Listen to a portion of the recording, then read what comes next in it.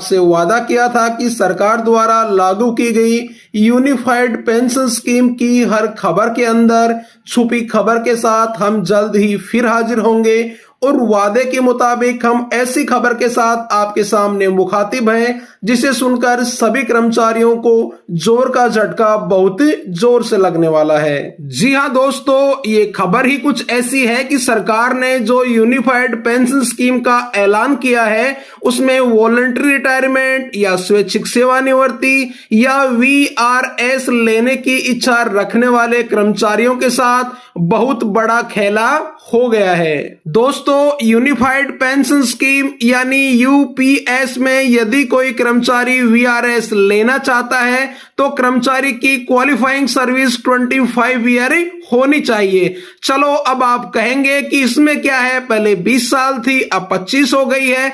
लेकिन इसमें दिक्कत यह है दोस्तों कि टीवी सोमनाथन साहब ने कहा है कि यदि आप 25 साल की सर्विस के बाद वीआरएस लेना चाहते हैं तो ले सकते हैं, लेकिन पेंशन आपको आपकी सुपर एन्युएशन एज के बाद ही मिलेगी। तो आइए एक बार ये छोटा सा वीडियो क्लिप देख लेते हैं, फिर इस पर बात करेंगे।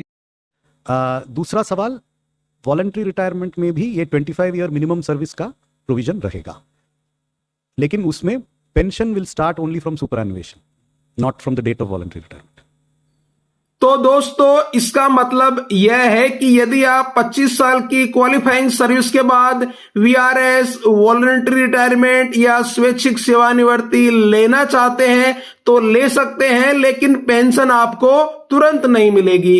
ये तभी मिलेगी जब आपकी उम्र रिटायरमेंट की हो जाएगी।